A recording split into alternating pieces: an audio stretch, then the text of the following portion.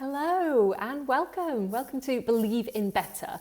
So for those of you who maybe don't know me, I'm Louise and I am a transformation coach. So what that means is I basically support people as they carve out better lives, have a deeper understanding of themselves so that they can create a life that is fulfilling and meaningful to them. So thank you so much for choosing to spend some of your precious time with me. Please do say hi in the comments below. Let me know where in the world you're watching from because I know it's usually all over, which is very nice. And do share your comments, your insights at any time during the workshop. I really do love hearing from you. So I've called this workshop a retreat because it really is my deepest hope that you can use this time to recoup some energy, some of that precious energy that may have been drained through challenges recently, whether they're your own personal trials or just social trials in the world around you. I really hope for you that over the next hour or so, you can take some energetic space just for yourself to reflect, perhaps process a little bit, and also look towards the future with hope, to really dare to desire for yourself, your loved ones, your communities, all that you want in the months to come. So some of those dreams may be, humble and modest, and some of them may be groundbreaking and bold. It really doesn't matter. This is a space where you can dare to give them a voice. So I'll just explain how the workshop will work. It's going to be structured into two main sections. And the first, we're going to really focus on recharging those dwindled internal batteries. And we're going to do that by celebrating where you are right now, everything that you already have in your life right now. And then the second section of the workshop is where we're going to really dig around into uncovering those gifts, purpose, maybe some hidden desires, and importantly, create a path forwards that's going to take you towards that. So you will have been emailed a free workbook which accompanies this workshop. So in that, you'll find exercises just to process and explore some of the concepts that we're discussing during this workshop. And once you've downloaded it, also just to let you know, it is fully editable on your device, whatever that is, whether it's your laptop, your iPad. You can download it and then you can just type your answers directly into the text box, which makes it a little bit easier, and then save them. Or if you prefer and you have a printer, you can print it out too and write your answers in there, whatever works best for you. So that's a little bit of the admin. Let's dive straight in. How are you feeling? And I ask you that question because I don't want to assume, because life is full of natural ups and downs, and there may have been a lot of upheaval around you recently, and some of that change may have felt positive, but some of it may have felt not so positive. Let's just put it like that. Because one thing is for sure, in life, we all do experience loss. We all have to adapt sometimes, sometimes when we don't want to as well, to new ways of doing things. And when we're staring down the barrel of difficult or trying times in life, it can really feel like so much has been lost. And I too have been experiencing some personal upheaval recently. And one of the phrases that keeps popping into my head is a Coldplay lyric, actually, and it's "everything's not lost." And these are actually the times in our lives when we feel the burden of change or upheaval in some way, that it really serves us more than ever to look around and see what is still there in abundance, to see what has not been lost. Love has not been lost. The birds singing in the trees have not been lost. The warmth of the sunlight that we feel on our skin, depending on where you're living in the world right now, maybe not so much of that. But the voice of the person that we love and value down the other end of the phone is not lost. Those creative sparks through the many ideas that we are constantly always having in our own minds are not lost. So I know that many people who are watching this right now will already be aware of the power of gratitude, and you may even be practicing right now in your life, harnessing gratitude as a tool. And some of you may even be so aware of gratitude as a tool that it feels a bit cliche to you. Maybe you're like, oh yeah, gratitude, we know it's important to be gratitude. So if you do have any gratitude fatigue at the moment, bear with me on this one. Because I want to give you a little reminder, give us all a little reminder of the scientific evidence that points to how unbelievably powerful gratitude is in making us feel better in life, of strengthening us in so many ways. So it physically improves your health, it improves your sleep, it improves your psychological health, your mental health. It increases your empathy. You find it easier to relate to other people when you're grateful. It reduces your aggression. We feel more socially connected when we take the time to be grateful for what we have. And it makes us feel more confident in ourselves. It improves our self-esteem as well as our mental strength. So we're more resilient to life. We can deal with the downs a lot more effectively when we practice gratitude. So it really does have a sheer wealth of usefulness, gratitude, within our lives. So here's the thing. Research shows that if you want to get the most out of gratitude, you've got to get specific. A lot of us, if we have been used to using gratitude in our life, maybe it's a new concept to you, but those of us who have been used to using gratitude often use it in this kind of way. I am grateful for my husband. I am grateful for my parents. I am grateful for, my pet dog, Davy, whatever. But the more in depth we go, the better that it actually works for your mental health. So the University of Southern California did this study on gratitude journaling with 3 different groups. And the first group wrote down 5 general things that they were grateful for every single day. And the second group wrote down just one thing every day, but they wrote 5 sentences about that one thing. And then the third group, they wrote down how they were better off than other people. And what the results showed was that the people who wrote more about just one thing reported being more elated, more excited, more alert, less tired, less sad, less lonely than the other 2 groups. So what it suggests is that the more specific that we can get, the better gratitude works. So for example, giving you a little bit of an example here, I am grateful for my parents. I am grateful for the fact that my parents financially supported me in my younger years so that I could get an education that was not available to them. I'm grateful for all the times that as a teenager, my mum would come and pick me up, often late at night when it was inconvenient to her, just so that I could get home safely, just to make sure that I got home safely. I am grateful that no matter what else happens in this crazy world, that I have a home with them and that they always welcome me with open arms. And I'm grateful that even though they may not always understand my life choices, they've always respected them and they've always respected my choice to make them.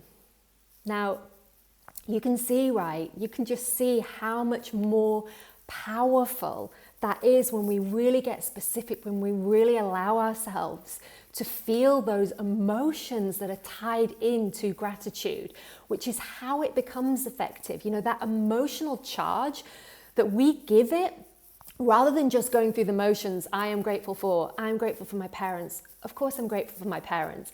When we really, really give it that emotional charge is when it becomes really powerful. So in the workbook, I have offered 6 prompts for you to try this yourself later on, perhaps when you have a moment for reflection and quiet, and just choose one at a time and write out specific reasons and examples of how you are grateful, why you are grateful for this thing. So you'll find in there friend, teacher, family, lover, partner, life lessons, go through those and be really, really specific. So because gratitude is just so powerful, I couldn't not include it in this workshop just to help us recharge and refuel and feel good. Give us a little bit of a boost because it's just so powerful in renewing hope. And I shared a video in my Facebook group, my Facebook community, Free and Fulfilled Living, not long ago, where people who were colorblind saw for the first time, saw colours for the first time, thanks to these special glasses. And the emotions that they experienced was such a beautiful reminder of how much wonder and how much magic there already is around us in the everyday things that so many of us have naturally come to take for granted.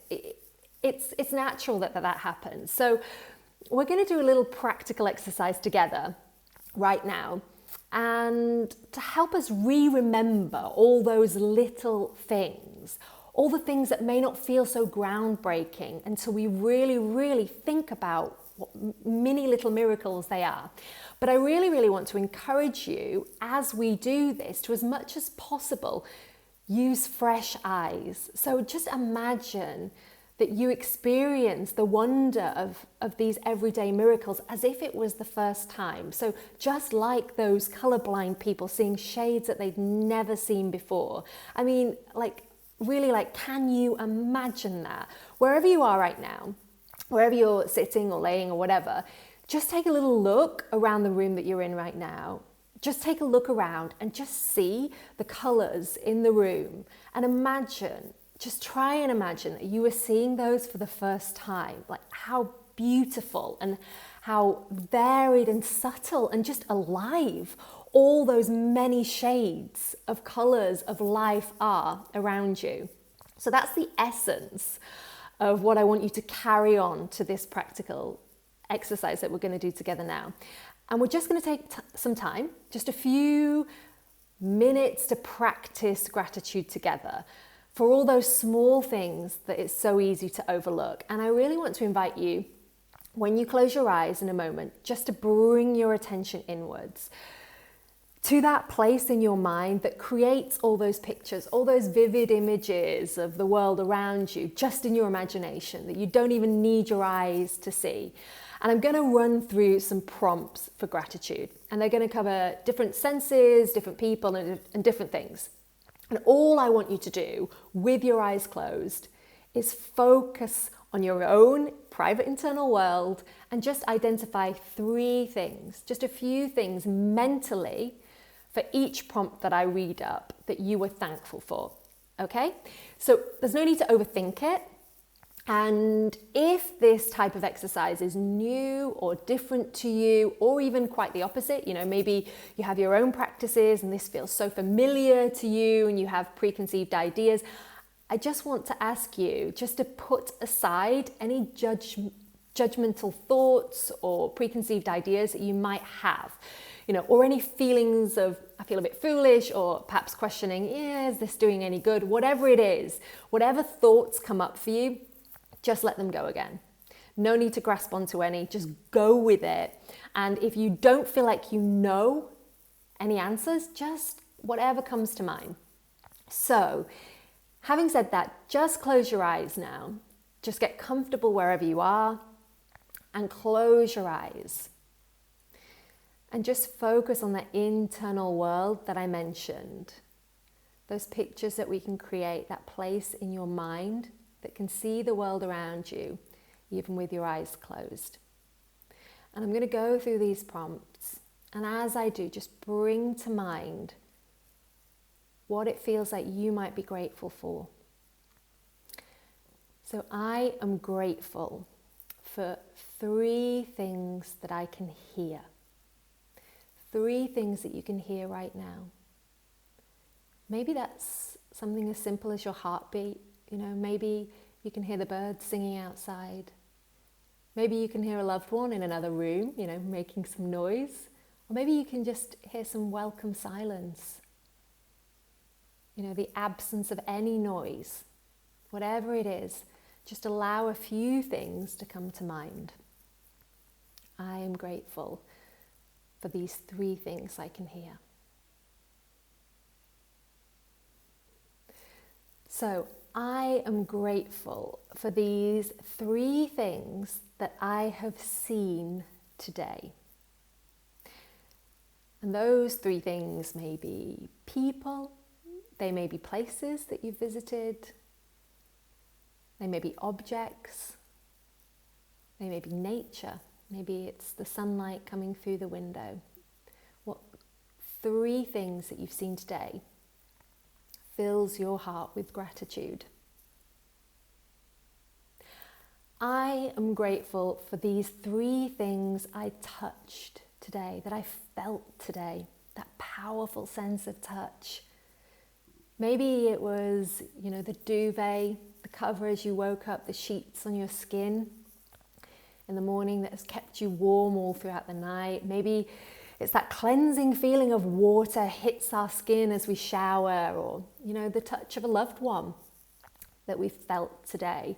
Whatever it is, bring to mind feelings of gratitude for 3 things that you have touched today or that have touched you today. Now, I am grateful for these 3 things that I have tasted today. It might be your morning coffee or your tea, whatever it is. How miraculous taste is. The tastes that then become our favorite flavors. We don't really appreciate taste until we have a cold or it's taken away from us. And then when we get it back, those flavors feel so intense again. So what 3 things are you grateful for that you've tasted today? Just mentally listing them and allowing yourself to feel the positive feelings that come with remembering that. And finally, still with your eyes closed, I am grateful for these 3 things in my home. Your home environment, the things that surround you, that make you feel comfortable and secure and safe. Those modern day conveniences that we so often take for granted.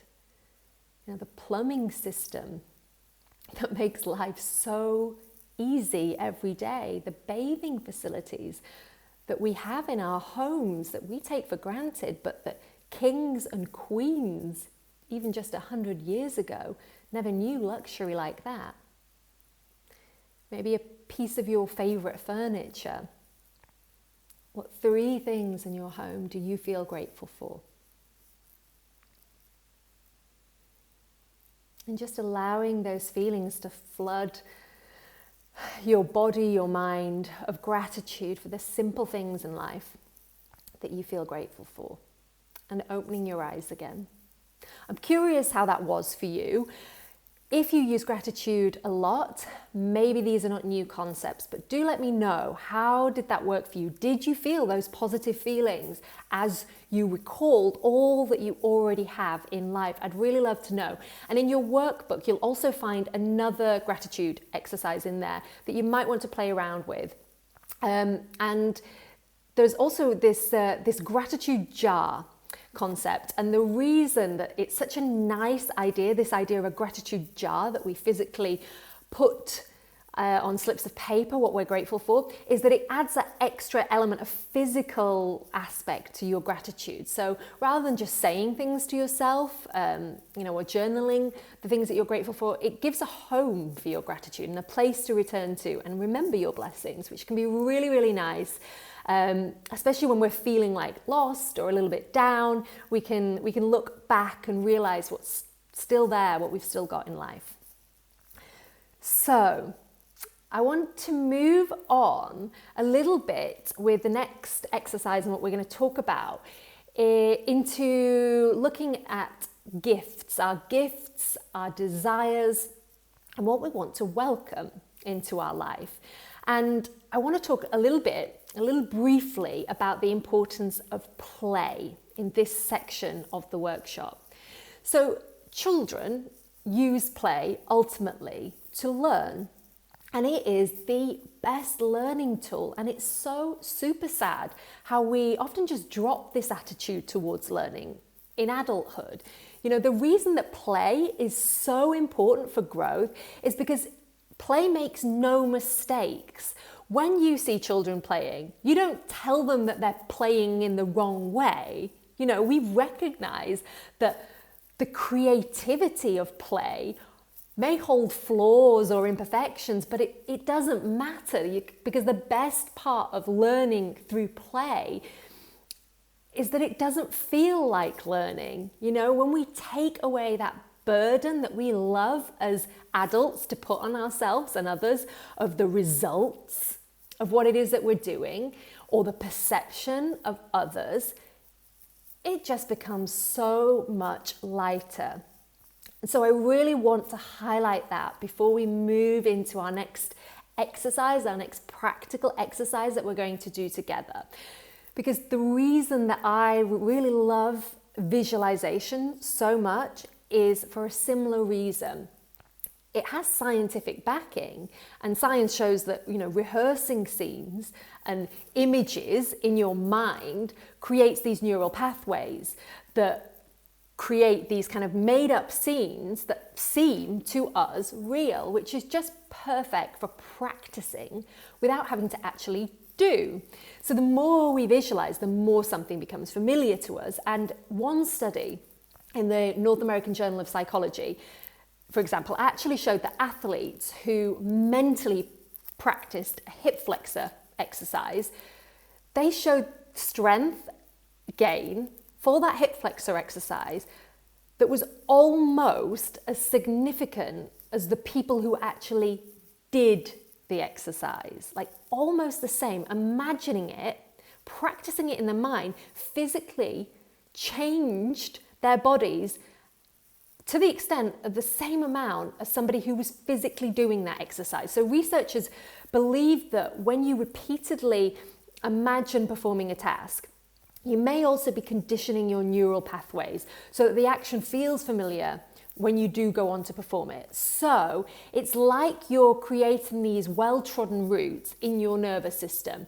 Now, either way, you know, on purely psychological level, like envisioning your version of a fulfilled life is going to enhance your motivation and your confidence. And these are both two really important traits that you're going to need in creating that life. So it has this very playful element to it, visualization, that I love so much. It may not be real yet, but it makes us feel good. And it helps us to learn at the same time. It helps to prepare us. So visualization is all about using the power of those positive feelings, those thoughts and that energy that you're creating to really help lift you up and draw into your life matching high frequency energies, goodies of whatever you want, whether that's love, money, friendship, opportunities, whatever. This is about allowing yourself to get excited about life, you know, to play with all those many, many endless possibilities of how you can really, really design your life how you want without the pressure of planning it all right now, because that's so often what happens. We get excited about something that we want to do or create or be, and then the burden of expectation and pressure of how am I going to do all that hits us like a ton of bricks, and it kind of crushes that enthusiasm, that desire. So we don't take it any further. We put a dead end to it before we've even started. But with visualization, we can start to explore and play in a really, really far less pressured way. So it's less about deciding that exact roadmap that's going to get you where you want to go, and more about taking a look at, you know, which destinations spark your interest. You know, what do you actually desire? And so whether you call it universal law of attraction, or, you know, you just believe that it's reprogramming your brain to operate in a more self-serving way, either way, you know, you might actually be surprised at how quickly those visions can turn into realities when you start to believe in them. So Go with me now on this one again as we work our way through a really, really simple visualization exercise. So I'm going to invite you to close your eyes again, like we did with the gratitude exercise, just closing your eyes and getting comfortable. Maybe that means just shifting about in your seat wherever you're sat, or on your bed if you're laid in bed, just getting yourself into a comfortable position where you can really, really relax and focus your attention inwards, and making any final adjustments that you feel like you may need to make before you can be comfortable. And when you're settled, just taking a few nice deep breaths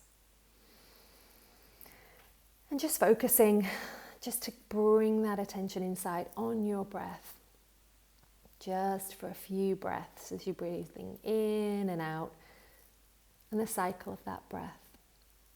And whatever that natural rhythm of breath is for you, there's no need to change or alter it. You're just going to focus on your breath now as it anchors you in the space that you are and the room that you're experiencing this in, and bringing that attention inwards. And when you feel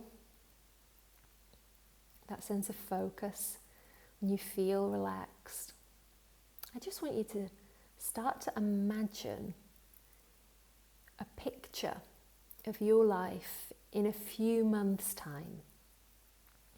So we're projecting just a few months into the future from where you are now.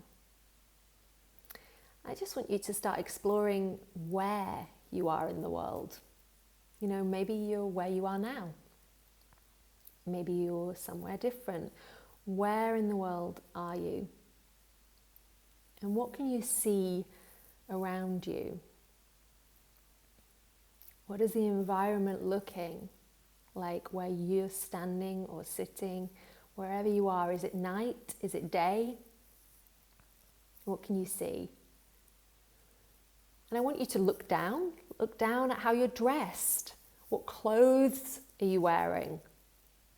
And how does the way that you're dressed make you feel? Does it make you feel comfortable and relaxed? Does it make you feel confident and powerful?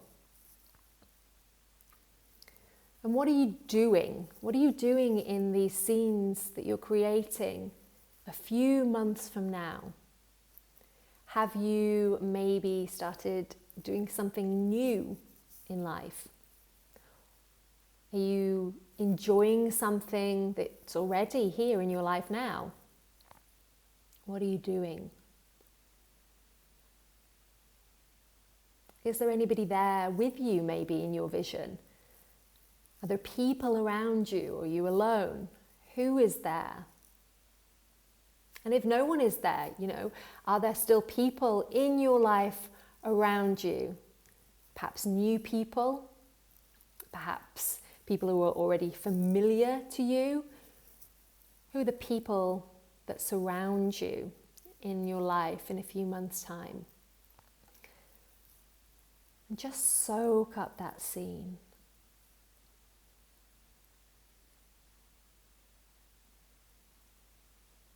And as you're busy creating these images in your mind, allow yourself to drink in the emotion that this scene creates for you. How does it make you feel, this scene?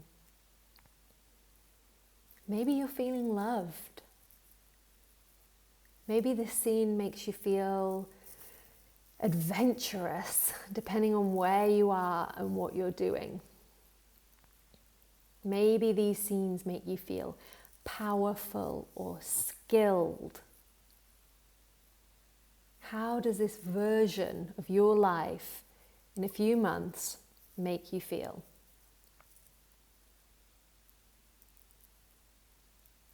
And really be detailed, allow yourself to really, really feel those emotions that this visualization brings for you.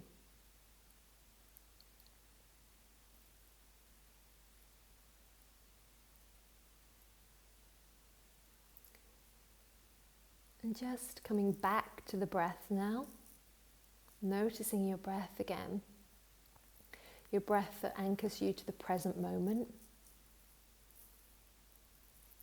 And with every conscious breath that you now take, just allowing those emotions that you generated through picturing those scenes, just to allow those positive emotions to fill your body, to travel through your body now. Let your breath help you to carry those emotions through every corner of your body, through every cell.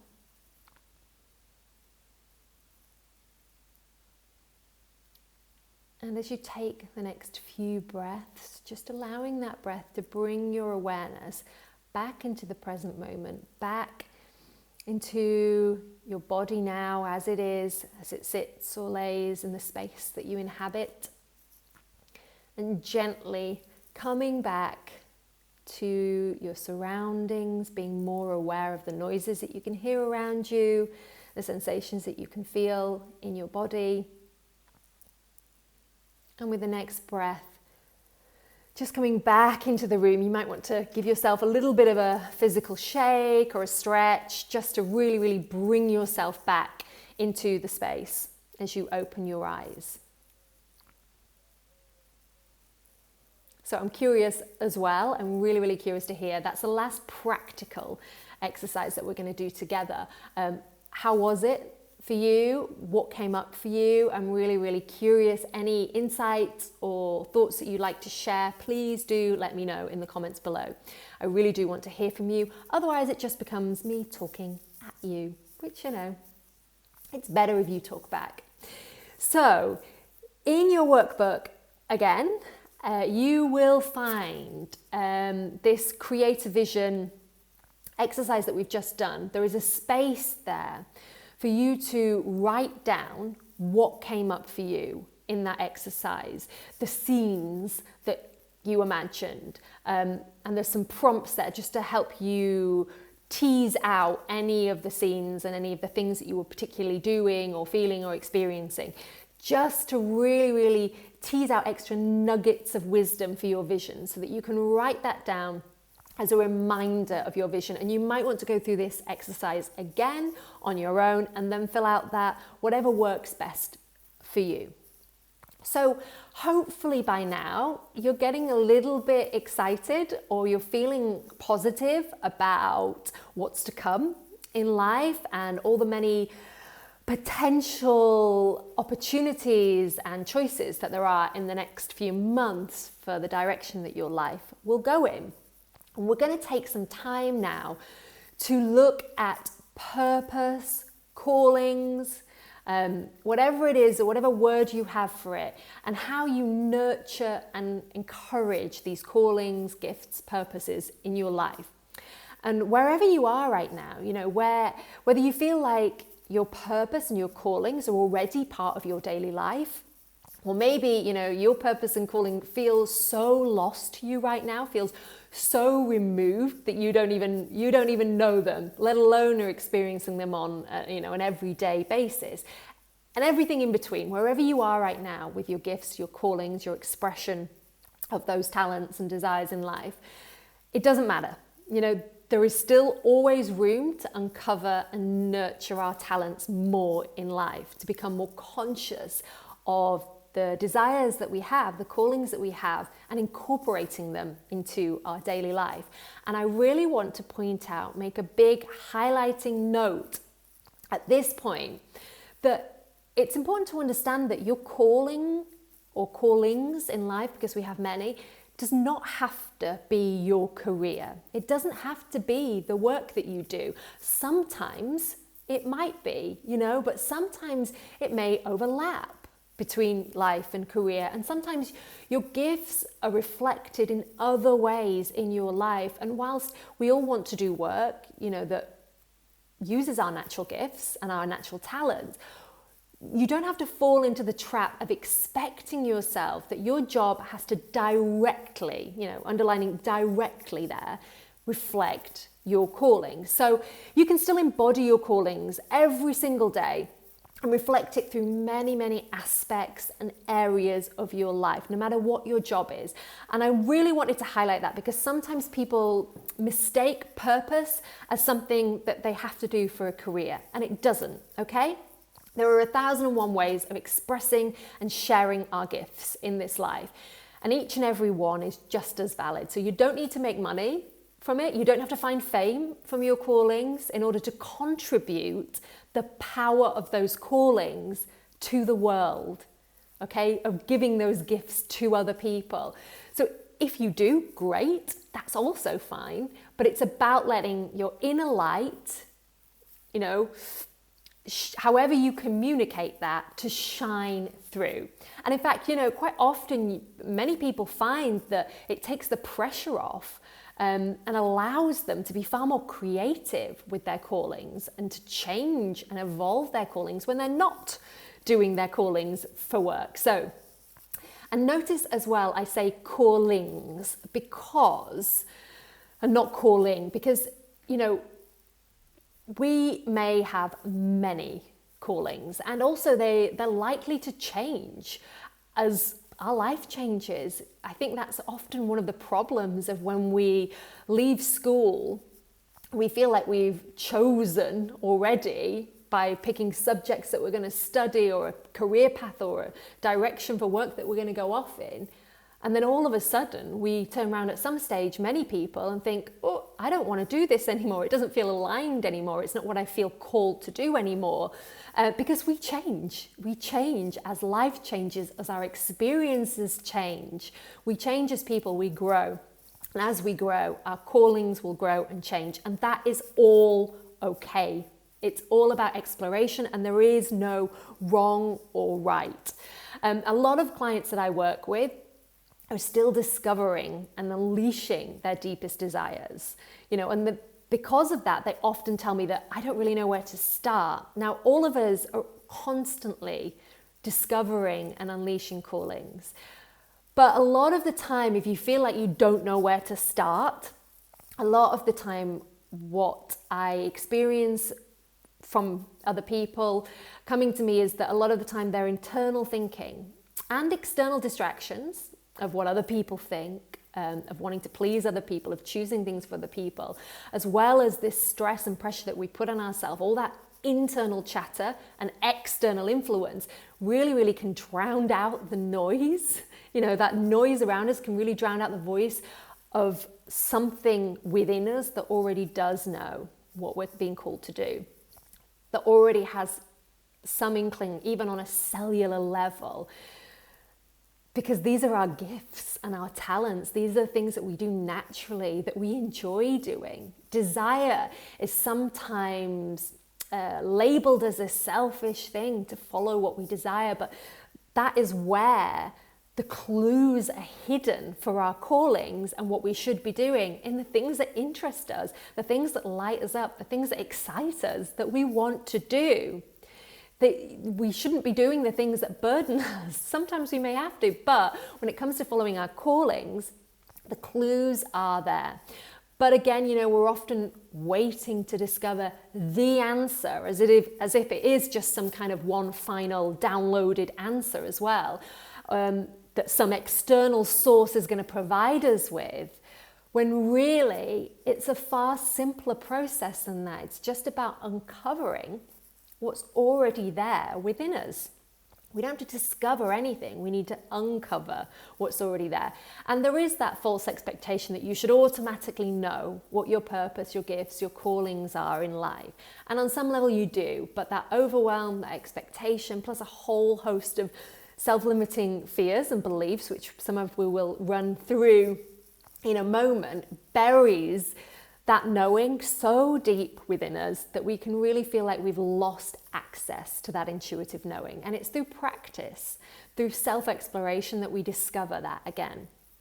Because doing absolutely nothing and just hoping that those answers are going to come to you, well, that is a surefire way of staying stuck where you are. So it's really okay to just play, that word play again, play around and explore interests and desires without expectation and see where they lead. And even if you already feel like you give voice to your desires and your callings in life, there is always opportunity to get quiet and ask again, what am I being called for now? Because clarity is something that is constantly unfolding. It is a constantly unfolding path. So if you do know that your callings, that you're being asked to express something, you know that this calling is there, there are always going to be new ways to let it out and let it shine.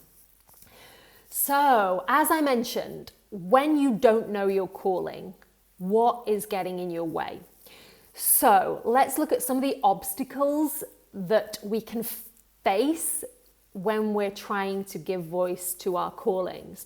I'm going to list some really, really common blocks, and I just want you to see which, if any, resonate with you, which sound kind of familiar, and I'm guessing some of them will be ticking boxes for you.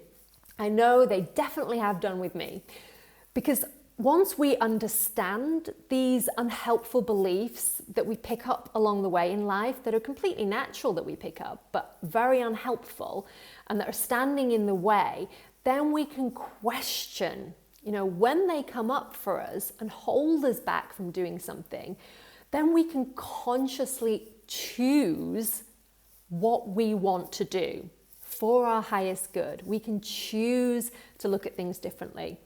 So, some things, you will find this in your workbook too. I've listed this in your workbook so that you have these for reference when you go through exercises later. But some things that might be getting in the way of giving your calling a voice, or your callings a voice right now. And I wonder how many of these you can recognize. So the first one is that you might feel a need to find a really, really specific label for what it is that interests you. You might really want to clearly define it or understand it rather than just express it. You're not quite sure what it is. So you have these ideas of callings, but it doesn't have a label. So you're not quite sure what it is. So you're not quite sure how to explore it.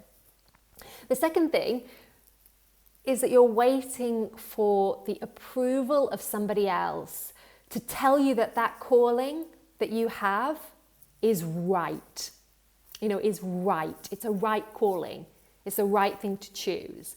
Or maybe you're looking for the proof that you are worthy of following that calling or those callings, that you're good enough for them.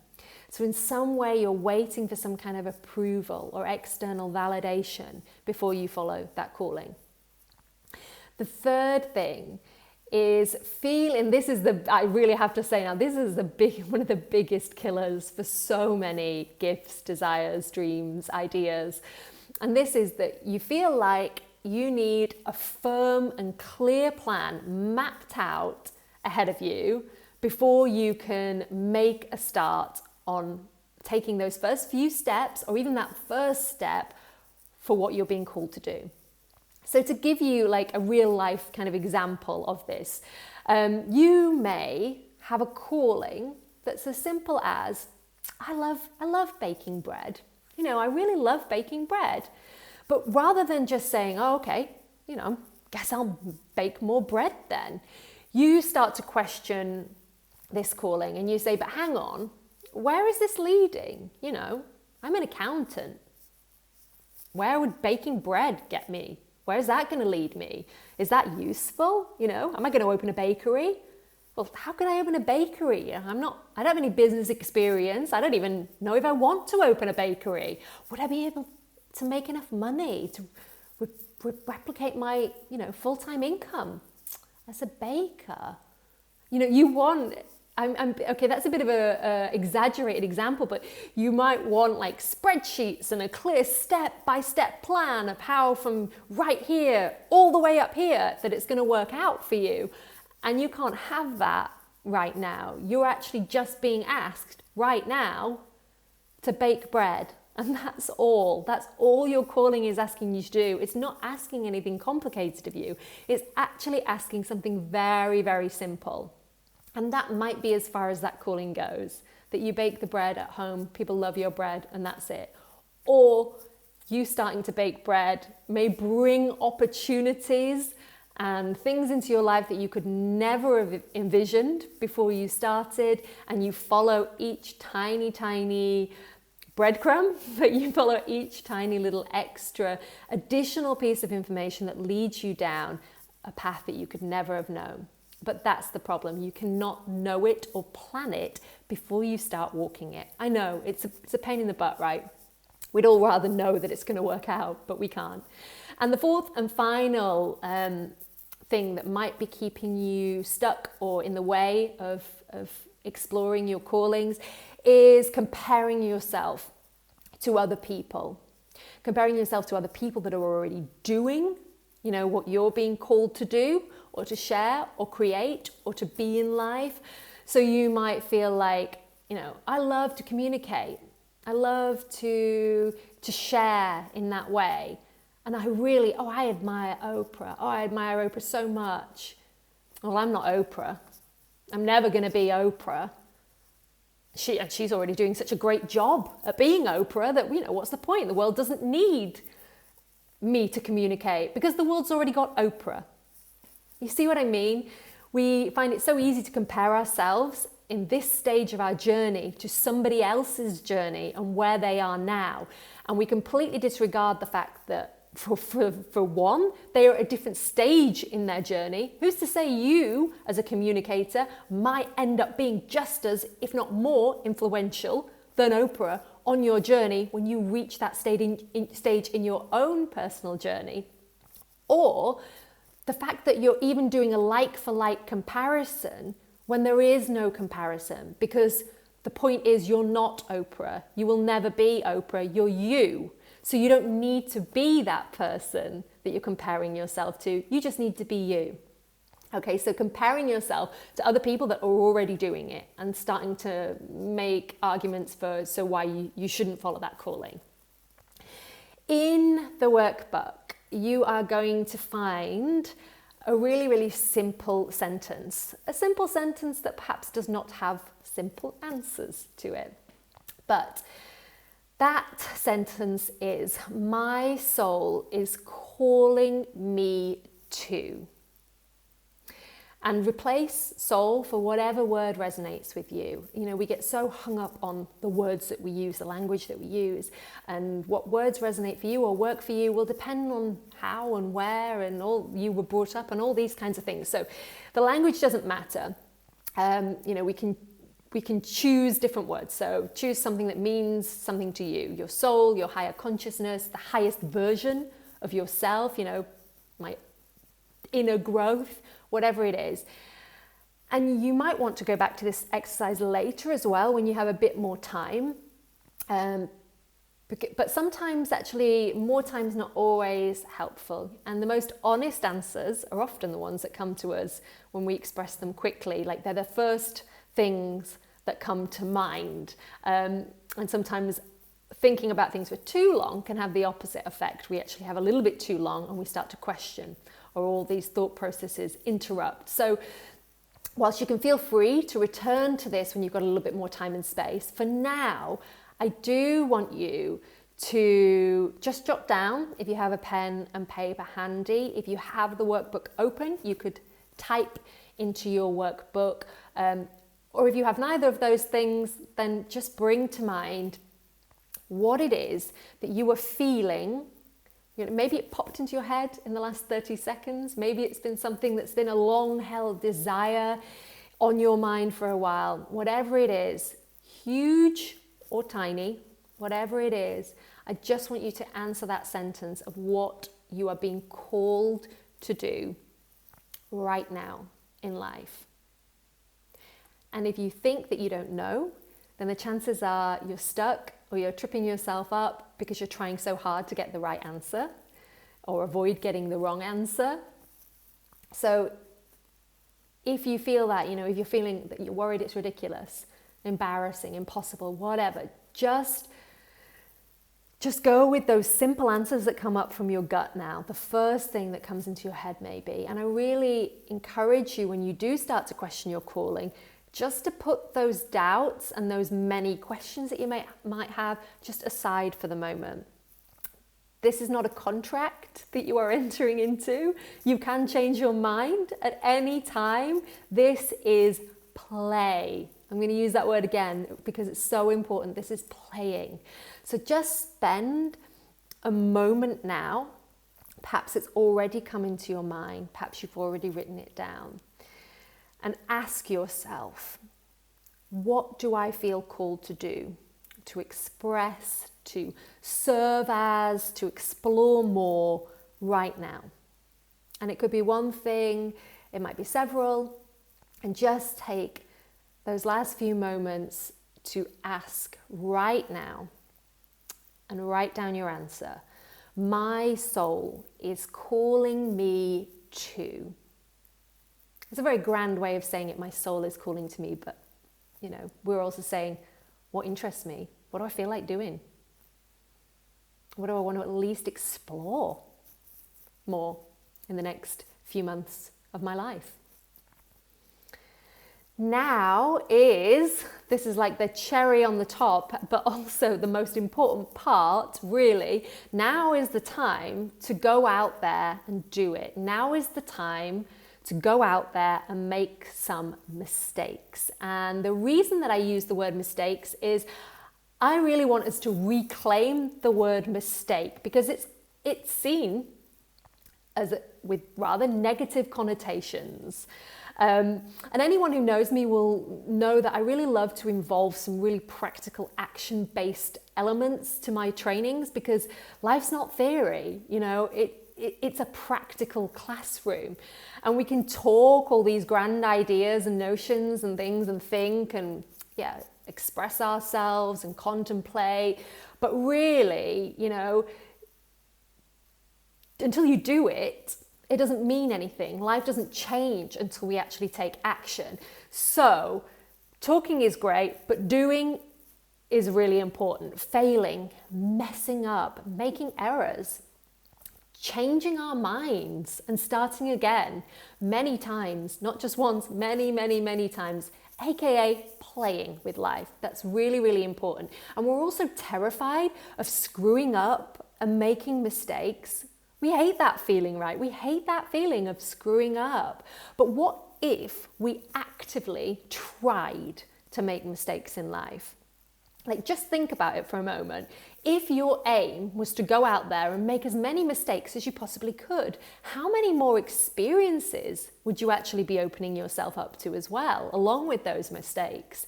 How many more opportunities would come and go? And how many more successes, how many more joys and accomplishments are bound to come along with those mistakes that would not be there without those mistakes? So I really want to encourage you to go out and make some mistakes. And you can create a mantra. This is in the workbook for you. And you can use this as a mantra, maybe when you wake up, something that you say to yourself, or even as a journal question, as a prompt that you want to explore a little bit more. But ask yourself, what mistakes can I try to make today to learn, to grow and play? So we're remembering how vital mistakes are if we want to do all those things, if we want to learn, if we want to grow, if we want to play. Because if we don't make mistakes, we're not growing, we're not innovating, we're stagnating. And none of us want that, because the fulfilled, happy, content, giving lives that we all want require that growth. So turning to your callings that you identified as your final homework in your workbook, something that I'm going to leave you with is a few questions. There's 3 questions there. The first one is, what small thing can you do within the next 24 hours to explore your callings or your calling that you noted down? What is one thing that you can do in the next week to explore your callings? And what is one thing that you can do in the next month to explore your callings? Now, the reason for the difference in time frame is that we can take very, very small actions straight away, but we so easily put them off.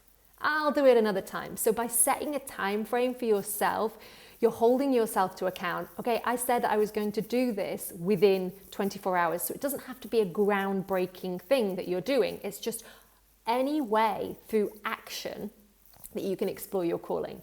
And then perhaps for the week or the month, you can take bigger action, or you can commit to a bigger, bolder action to explore your calling if you have more time. But you're committing to 3 things that you will do to explore whatever it is that you are being asked to look at in a little bit more detail. And then just do it. See where it leads. Expect nothing and really try and enjoy the process. Change your mind, follow that experience further, whichever it is that comes up for you, but make a pact with yourself that you're going to try and make some friggin' mistakes, and that is the aim here. Okay, I'm going to leave you with that little homework, so that you can explore that a little bit more yourself. But if you feel like sharing any of your actions or your insights, then please, please, please do in the comments below. Now, what normally happens at the end of these free trainings is that the facilitator, the coach, the counselor, whoever they are, will then launch into a really big sales pitch of a new service or a new program that they're offering. And then over the next few days, you'll also get in your email lots of emails to kind of explain to you what it is they're offering and how it can help you and what it can do for you and all those kinds of things. But here's the thing. I'm not crazy about this model of selling. I'm just not. For me, it comes from a bit of a place of lack, and almost sometimes it seems quite desperate, and it just doesn't feel aligned for me. And I think it also undermines the customer's empowered role to actually step up and make choices for yourself, which I fully believe that you are capable of doing. So it's not my place to convince you of anything. So all I am going to do is let you know that if you found value, if you found worth in this workshop together today, and if there is some area of your life, or perhaps several, which is often the case, areas of your life that you really want to grow, to improve, and to understand better, I can help support you in that. So there are several ways that we can work together. There's no fancy new programs here or services to kind of hook you in, because this isn't about me, this is about you. So if you are just a little bit curious, I really want to invite you to reach out, whether that's by clicking that handy little button that you will already find at the bottom of the free workbook that I've given to you, or I'll also drop it in the comments below of this video, or if it's through sending me a message, maybe on Instagram and Facebook, you'll also find the links to my pages in the workbook there. And then I can let you have more information. And then you can see if any of the ways that are open to work together feels right for you, feels like a right next step. And the way we work is always tailored towards your needs. So it's flexible. So whatever support you're looking for, whether that's from a one-off session to get you unstuck, or maybe something a bit of a longer program to really, really make sure that you're getting what you want out of life, whatever it is, what I promise you is there will be no pressure, selling, and absolutely no convincing. So I'll also send you an email with the replay of this video, and I will be putting those details in there too, so that you know how to get in touch with me and you know how to reach out. And if you want to reach out for any other reason too, if you want to say hi, if you want to talk about life, love, and the universe, then please do feel free to reach out as well. I am a human being, and above all else, I like human contact and connection. So that is it. Thank you for sharing your time with me. I appreciate it. I know that it's precious, and I really, really do look forward to reading any of your comments or your questions below. Much love. Stay safe, stay happy. Thanks for being here.